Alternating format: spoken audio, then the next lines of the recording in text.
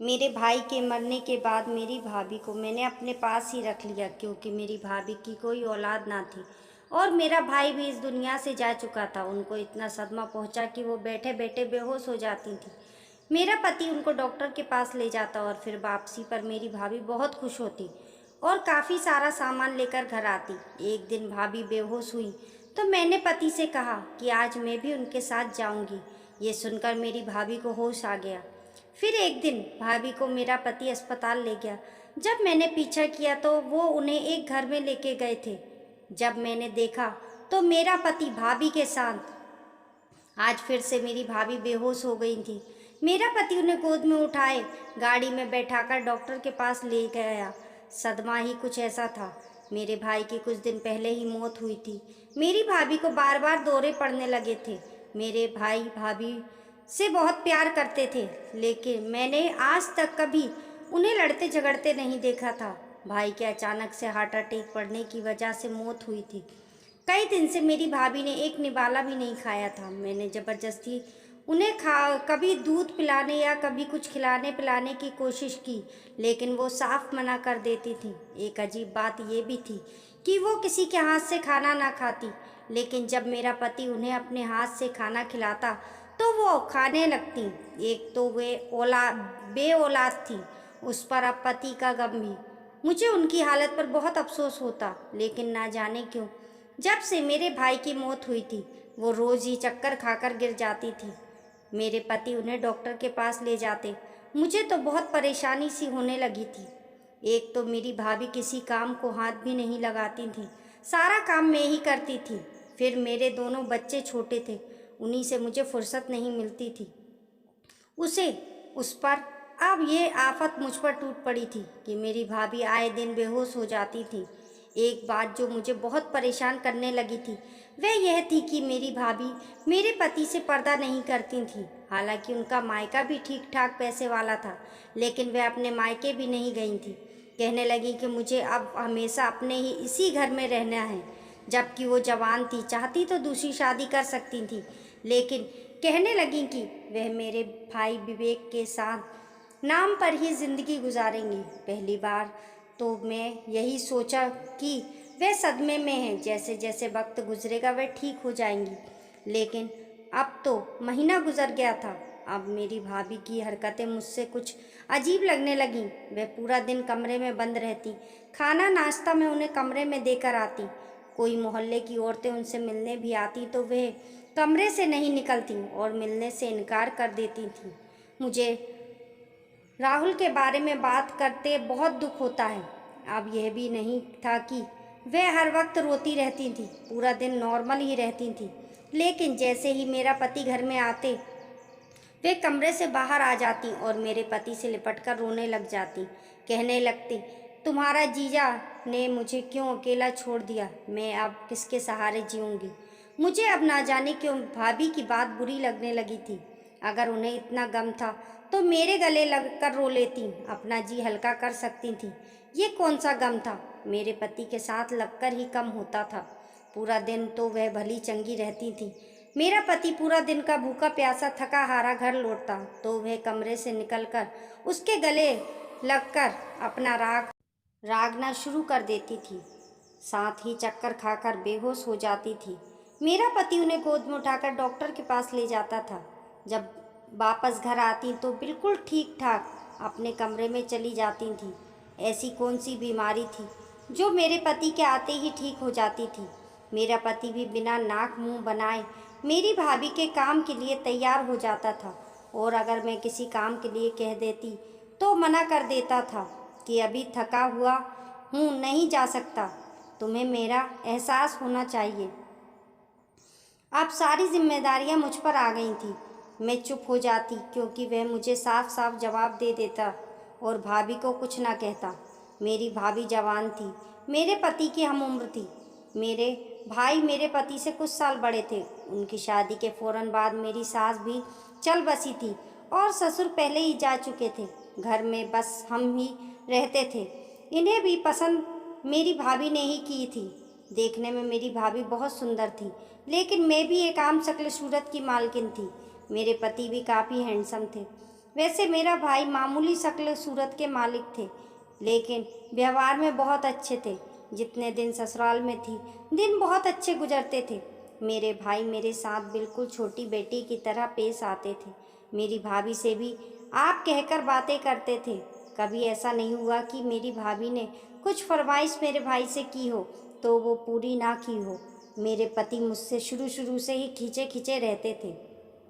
शादी की रात मुझे देखकर ही ना जाने क्यों मेरे पति का मूड ऑफ हो गया था। मुझे सीधे मुंह बात भी नहीं की थी, बस हर वक्त मुझ पर गुस्सा करते थे। 3 साल के बाद मेरे 2 बच्चे हो चुके थे। मेरी भाभी बे औलाद थी। उसके बाद भाई ने कहा, तुम यहीं आ जाओ, बच्चे रहेंगे तो इस घर में भी किलकारियाँ गूंजेंगी। भाई के बहुत इस तरह कहने पर मैं मायके में आकर रहने लगी। लेकिन अजीब बात यह थी कि उसने कभी भी मेरे बच्चे को पकड़कर प्यार से नहीं खिलाया। क्या था, वरना एक घर में रहते हुए वे बे औलाद की कमी मेरे बच्चों को प्यार करके पूरा कर सकती थी। लेकिन वह हर वक्त खुद पर ही ध्यान देती थी। मुझसे बहुत प्यार से बात करती थी और वह घर के कामों की सारी जिम्मेदारी मुझ पर डाल चुकी थी। और खुद कभी जिम जाकर अपनी फिटनेस का ख्याल रखती तो कभी पार्लर जाकर अपने हुस्न को चमकाती रहती। मेरे पति मुझे उखड़े उखड़े रहते थे। मुझे रात को ही तैयार होने की फुर्सत मिलती थी। पूरा दिन मेरी भाभी मुझे किचन के कामों में उलझाए रखती थी।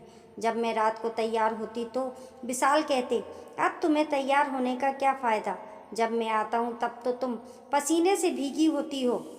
देखकर ही मेरा मूड खराब हो जाता है। एक तो पहले ही आम शक्ल सूरत की हो, उस पर जब आओ तुम बेहाल नज़र आती हो। मेरे आने से पहले अपने सब काम खत्म कर लिया करो। अपनी भाभी को देखो, भाई के आने से पहले कैसे खुशबू भरी होती हैं, उन्हें देखकर ही दिल बाग बाग हो जाता है। मुझे विशाल की बातें कुछ समझ नहीं आती थी। मुझे विशाल की बातों से तकलीफ तो बहुत होती थी, लेकिन मेरा मसला ये था कि मैं चुप दबी सी लड़की थी। मुझे ज़्यादा चालाकियाँ नहीं आती थी। मुझे शादी की पहली रात विशाल ने यही कहा था कि मैं उनकी कोई बात ना टालूं, कभी उनके साथ बहस ना करूं। मैंने कभी उनके साथ किसी भी मामले में बहस नहीं की थी। मेरी रंगत साफ सुथरी थी, लेकिन घर की जिम्मेदारियों में लगकर मुझ पर इतनी फुर्सत नहीं मिलती थी कि अब मैं अपने पति के घर आने से पहले तैयार होकर बैठ जाऊं। बल्कि अक्सर ये होता था कि जब भी मेरे पति आने का वक्त होता, मैं किचन का काम निपटाकर कमरे में जाने लगती तो मेरी भाभी तैयार होकर अपने कमरे से निकलती और मुझसे कहती कि दिया, तुमने सलाद तो बनाया ही नहीं। तुम्हें पता है ना कि विशाल को सलाद कितना पसंद है। चलो पहले सलाद बना दो। कैसी पत्नी हो तुम, तुम्हें अपनी पति की पसंद नापसंद का भी पता नहीं है। मुझे देखो, विवेक के साथ साथ विशाल की पसंद नापसंद का भी मुझे अच्छी तरह पता है।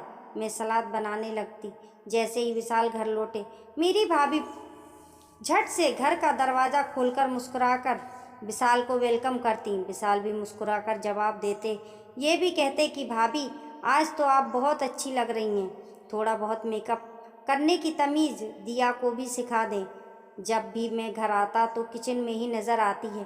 थोड़ा सा भी से करीब होकर बात करो तो अदरक लहसुन और पसीने की बू से मेरा जी मतलाने लगता है। विशाल की बात सुनकर मेरी भाभी खिलखिलाकर हंसने लगती हैं। कहती हैं, अरे भाई, तुम्हारी बीवी में सुस्ती बहुत है। पूरा दिन घर के काम भी उससे ख़त्म नहीं होते। मैं तुम्हारे भाई के आने से पहले सब काम निपटाकर देखो कैसे फ्रेश हो जाती हूँ। मुझे ये बात समझ में नहीं आती थी कि ये रंग रूप वो विशाल को ही दिखाती थी। जब मेरे भाई अपने काम से वापस आते तो वो आंगन में विशाल के साथ बातें करती रहती। बाहर डोरबेल बजती तो मुझसे कहती कि दिया, दरवाज़ा खोलो, तुम्हारे भाई आए हैं। मैं शादी के चंद माह बाद ही गर्भवती हो गई थी। विशाल का रवैया भी मुझसे कुछ बेहतर हो गया था। जब मेरा पहला बेटा हुआ तो विशाल के साथ मेरा भाई भी बहुत खुश हुए थे। उन्हें बच्चों की बहुत ख्वाहिश थी। वो जब भी घर लौटते मेरे बेटे को बहुत प्यार करते। वहीं उल्टा मेरी भाभी मेरे बेटे को नहीं खिलाती ना ही प्यार करती। बस मुंह से तो बहुत कहती थी कि उन्हें भी औलाद की बहुत ख्वाहिश है, लेकिन मैंने कभी उनकी आंखों में औलाद की तड़प नहीं देखी थी। अभी मेरा बेटा कुछ महीने का ही था कि मैं फिर से गर्भवती हो गई। मुझे लगा कि मेरी खराब तबीयत को देखकर मेरी भाभी मदद करेंगी, लेकिन फिर भी कोई मदद नहीं करती। अगर कभी विशाल से शिकायत कर भी देती थी कि भाभी मेरी बिल्कुल मदद नहीं करती, तो वो मुझ पर ही चिल्लाता, कहता कि तुम अब जाहिल औरतों की तरह लगाई बुझाई शुरू कर दो ताकि हमारे घर में भी फसाद बढ़ जाए। भाभी भी तो हैं, जो मजाल है कि उन्होंने कभी तुम्हारी बुराई की हो मुझसे, क्योंकि वो घर बनाना जानती हैं, रिश्ते निभाना जानती हैं, तुम्हारी तरह नहीं। खबरदार जो दोबारा भाभी के खिलाफ कुछ कहा। जरा सा काम क्या बढ़ गया, तुम तो मेरे सिर पर चढ़ गई हो। विशाल मेरी बात सुनते ही नहीं थे, मुझे समझते भी नहीं थे कि एक दिन भर भाभी करती ही क्या है। किचन की सारी जिम्मेदारी मुझ पर डाल रखी थी। सफाई, कपड़े धुलाई वे कर लेती थी, बाकी करने को बचता भी क्या था। दूसरा बेटा होने पर मैं बिल्कुल घनचक्कर सी बनकर रह गई थी। अक्सर ऐसा होता कि मैं बच्चों और घर की जिम्मेदारियों में विशाल को बिल्कुल वक्त नहीं देती थी। बाकी मैं दिन भर की थकी होती थी, लेटते ही गहरी नींद में सो जाया करती थी। खुद के लिए कुछ भी वक्त नहीं मिलता था। और अजीब बात यह थी कि विशाल ने मुझसे शिकायत करना छोड़ दी थी। मुझे तो यही लगा कि विशाल मेरी मजबूरी देखकर मेरा एहसास कर रहे हैं, लेकिन हकीकत कुछ और ही थी। चंद माह पहले की बात है। मेरा भाई जब बहुत चुपचाप रहने लगा था और सिगरेट भी बहुत ज़्यादा पीने लगा था। सिगरेट वे तब पीते थे जब कोई टेंशन हो, लेकिन अब वे हर वक्त सिगरेट पीते नज़र आते हैं, गहरी सोच में डूबे रहते हैं। भाभी की वही रूटीन थी, अपनी फिटनेस का ख्याल रखना, सजना संवरना। वो लापरवाह किस्म की औरत थी, या शायद उनको सिर्फ खुद से ही मतलब था। मेरे भाई की उन्हें खास परवाह नहीं थी। मेरे बच्चों का जुड़वा बच्चों जैसा हाल था। एक बीमार होता तो दूसरा भी बीमार पड़ जाता, एक को भूख लगती तो दूसरे को भी भूख लग जाती। मुझे खाना बनाने के लिए रात को उठकर किचन में जाना ही पड़ता था। मैं जब कमरे से निकलकर लॉन्च में आती तो मेरा भाई अपने कमरे की बजाय लॉन्च में बैठा सिगरेट पी रहा होता। वह किसी गहरी सोच में डूबा था। ना उन्हें मेरे किचन में जाने का पता चला, ना ही वापस आने अपने कमरे में जाने का पता होता। वे अपनी ही सोच में मग्न थे। जब मैं कमरे में गई तो दोनों बच्चे रो रहे थे। विशाल उनकी वजह से उठकर गुस्से में लग रहे थे। मैंने विशाल से कहा कि भाई आजकल बहुत चुप चुप रहने लगे हैं, सिगरेट भी ज़्यादा पीते हैं, क्या वजह है? विशाल शायद नींद में थे। कहने लगे ऑफिस की टेंशन होगी, ठीक हो जाएगी, ये कहकर सो गए। लेकिन भाई ठीक होने के बजाय अपने गम अपने सीने में छुपाए दुनिया से चले गए थे। और अब मेरी भाभी ने एक नया तमाशा शुरू कर दिया था कि जैसे ही विशाल ऑफिस से घर आते तो वे कमरे से निकलकर उनके गले लगकर रोने लगती और चक्कर खाकर बेहोश हो जाती। विशाल उन्हें गोद में उठाकर गाड़ी में बैठाते हैं और डॉक्टर के पास ले जाते। जब वे वापस आती तो खुश नज़र आती। मेरी इंतहा तो उस दिन ना रही जिस दिन उनकी इच्छा पूरी हुई थी। लाल रंग का जोड़ा पहने वे फुल मेकअप किए कमरे से बाहर निकली थी। फिर रोने जैसी शक्ल बनाकर विशाल से कहने लगी, विवेक को मैं ऐसी ही अच्छी लगती थी, कहते थे तुम हमेशा सजी धजी रहा करो, लेकिन अब वे नहीं रहे।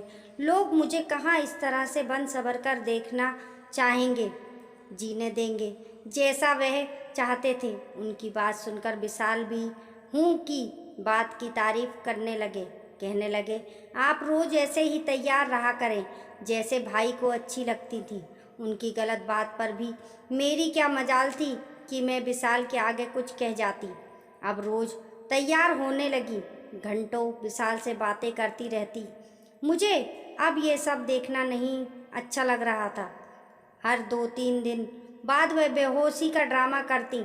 अब तो जब विशाल के साथ वापस आती हाथ में शॉपिंग बैग भी होते। विशाल मुझे कहते कि भाभी का दिल बहलाने के लिए मैंने उन्हें शॉपिंग करवा दी है, ताकि उन्हें ये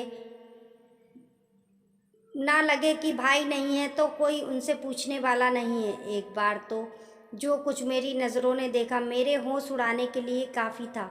रात को मैं बच्चों के रोने की आवाज़ सुनकर बैठी, बराबर में देखा तो बिस्तर खाली था, विशाल गायब थे। जब मैं फीडर बनाने के लिए कमरे से बाहर निकली तो मुझे अपनी भाभी की हंसने की आवाज़ आ रही थी। मैं धीरे धीरे कदम उठाती हुई उनके कमरे तक पहुंची। दरवाज़ा बंद था, लेकिन खिड़की खुली थी। जो कुछ मेरी आंखों ने देखा, मेरे पैरों तले से ज़मीन निकल गई। मैं वापस अपने कमरे में आकर रोने लगी। मैं बच्चों को फीड दिया और सुला दिया। कुछ देर बाद ही विशाल मुस्कुराते हुए कमरे में आ गए। मुझे देखकर कहने लगे, तुम अभी तक जाग रही हो? मैंने पूछा, आप कहाँ थे? तो कहने लगे, भाभी भाई के जाने के बाद बहुत उदास हो गई थी। मैं पानी पीने कमरे से बाहर निकला तो मुझे उनके कमरे से रोने की आवाज़ आ रही थी, इसलिए उनके पास चला गया था। उन्हें तसल्ली दी थी। मैं थोड़ी मुस्कुराई और कहा, आपके यहाँ भाभी को सीने से लगाकर तसल्ली दी जाती है? मेरी बात सुनकर वे मुझे घूरने लगे। कहने लगे, तुम छुप छुप कर मुझे देखती हो, क्या समझती हो तुम मुझे? वे मेरी भाभी हैं, तुम्हारे भाई की पत्नी। मैं उनको छोटा भाई समझकर तसल्ली दे रहा था, लेकिन अगर तुम मुझ पर यूं ही शक करती रही तो हाँ, तब मैं ज़रूर उनसे शादी कर लूँगा। ये बात सुनकर तो मेरे होश गुम हो गए। मेरे पास मायके के नाम पर कुछ नहीं था, बस एक भाई था, वह भी भगवान ने छीन लिया। मैंने एक चुप्पी साध ली थी। मेरी भाभी तो और भी बेशरम हो गई थी। अब तो विशाल के साथ बाहर खाना खाने भी चली जाती थी। वह मुझ पर हुक्म भी चलाने लगी थी, लेकिन मैं भी कब तक सब्र का दामन थामे रखती। एक दिन मैं उन पर चिल्लाने लगी। मैंने कहा कि आपके अंदर शराफत नाम की चीज़ है भी कि नहीं? विशाल के साथ होते हुए आपको शर्म नहीं आती? वे मेरे पति हैं, लेकिन रात आप उसे रो धोकर अपने कमरे में बुला लेती हैं। उसे दिन भी जब मैं कमरे की खिड़की से देखा तो वह विशाल के सीने से लगी हंस रही थी। कह रही थी, तुम मुझे विशाल बिल्कुल उनकी ही तरह लगते हो। जब मेरे करीब आते हो तो मुझे लगता है कि वह मेरे पास हैं। प्लीज़ विशाल, मेरे पास से उठकर मत जाना। और आप उसका सर सहला रही थी। विशाल कहने लगा, आप क्यों हर वक्त भाई को याद करती रहती हैं? इस तरह तो बीमार पड़ जाएंगी। मैं एक औरत होने के नाते कैसे सब बर्दाश्त कर सकती थी? जिस प्यार मोहब्बत पर मेरा हक है, वे विशाल मेरी भाभी आंसू बहाकर हासिल कर रही हैं। वे मेरी बात सुनकर उठा के लगाकर ठहाके लगाकर हंसने लगी। कहने लगी, पहले जाकर अपनी शक्ल आईने में देखो और फिर विशाल को देखो। तुम उसके साथ कहाँ जचती हो? उसकी पत्नी कम नौकरानी ज़्यादा लगती हो। मुझे उनकी बात सुनकर अफसोस हुआ। मैंने कहा, तो फिर आपने मेरे लिए क्यों पसंद किया इस इंसान को? इंसान देखने में जैसा भी हो, लेकिन ना इंसाफ़ी बर्दाश्त नहीं कर सकते। मुझे ये बर्दाश्त नहीं हुई थी। वह इस बात पर भी हंसने लगी। कहने लगी कि मैंने जानबूझकर विशाल को तुम्हारे लिए पसंद किया था। तुम विशाल के हिसाब से अच्छी नहीं हो। असल में मुझे तुम्हारे लिए विशाल जैसा लड़का ही चाहिए था, ताकि वह तुम्हारी बजाय मुझे देखने पर ध्यान दे, मेरी तारीफ़ करे, क्योंकि मेरे साथ भी ऐसा ही हुआ था। मैं कितनी सुंदर थी, लेकिन मेरे माता पिता ने तुम्हारे भाई की शराफत देखकर एक मामूली शक्ल सूरत वाले इंसान से मेरी शादी करवा दी थी। मैं जब विदा होकर इस घर में आई तो पहली बार मैंने तुम्हें देखा था, तो मैं तभी सोच लिया था कि तुम्हारे लिए लड़का मैं ढूंढूंगी जो तुम्हारे भाई से बिल्कुल अलग हो। मैं तुम्हारे भाई को पहले ही मना लिया था कि तुम्हारी इकलौती बहन है, लड़के के माता पिता ना हो, उसे लड़के को हम अपने साथ ही रख लेंगे। तो पहली नज़र में विशाल पर अपना दिल हार बैठी थी। तुम्हारे भाई के कमरे में दुल्हन बनी बैठी थी, लेकिन मेरे दिमाग में बस एक ही शख्स था और वह था विशाल। विशाल को मैं पहले से जानती थी। तुम्हारा भाई मेरे रूप की तारीफ़ बहुत करते थे, लेकिन मुझे कभी उनकी ज़ुबान से अपनी तारीफ़ अच्छी नहीं लगती थी। मैं रोज़ विशाल के लिए सजती संवरती थी। वह मुझे तुम्हारी भाभी समझता था, इज्जत भी करता था, लेकिन एक ही तकलीफ़ होती थी मुझे विशाल से कि वह मुझसे दूर दूर रहता है। मुझे देखा नहीं था, शायद इसलिए कि मैं उसकी पत्नी की भाभी थी, लेकिन विशाल की आदत मेरी जान जलाकर रख देती थी। लेकिन मुझे ना पति की परवाह थी ना तुम्हारी। मैं सुंदर रूप की मालकिन हूँ, मुझे हैंडसम आदमी चाहिए था, और विशाल मेरे सोच पर पूरा उतरा था। तुम्हारे भाई को बच्चे अच्छे लगते थे, लेकिन मुझे अपनी फिटनेस प्यारी थी। मैं कोई बांझ नहीं हूँ, ना ही तुम्हारे भाई में कोई कमी थी। मैं खुद ही बच्चों का झंझट नहीं पालना चाहती थी कि मैं तुम्हारे भाई से दूर रहने के और विशाल के करीब होने के बहाने ढूंढती थी। मैं धीरे धीरे विशाल से बातें करने लगी। मैं तैयार होकर उसके सामने आती। फिर मैं विशाल से खुद पूछती कि मैं कैसी लग रही हूँ, क्योंकि मैं चाहती थी कि वह मुझसे देखे। वह मुझे देखकर मेरी तारीफ कर देता तो मैं हवा में उड़ती फिरती थी। अगर तुम मुझसे ज़्यादा सुंदर होती तो वह तुम्हारी तरफ हो जाता और यह मुझसे बर्दाश्त नहीं होता। तुमसे शादी के बाद मुझे शिकायत थी कि मैं उसके लिए तुम्हें क्यों पसंद किया। कहने लगा कि भाभी कोई अपने जैसी लड़की ढूंढ देती। ये सुनकर तो मेरा दिल ही झूम उठा। इसलिए मैं तुम्हें हर वक्त किचन में उलझाए रखती थी ताकि तुम कभी भी विशाल के दिल में घर ना कर सको। वक्त यूं ही गुजर रहा था, लेकिन तुम्हारे भाई को मुझ पर शक हो गया। उन्होंने मुझसे मुंह से तो कुछ नहीं कहा, लेकिन ये गम दिल को लगा लिया। वे मेरी आंखों में विशाल की मोहब्बत को देख चुके थे। मैं उनसे विशाल के लिए मोहब्बत का इजहार भी कर चुकी थी। ये भी कह चुकी थी कि वे मुझसे बिल्कुल पसंद नहीं हैं। मैं उनके साथ जब मजबूरन ज़िंदगी गुजार रही हूँ।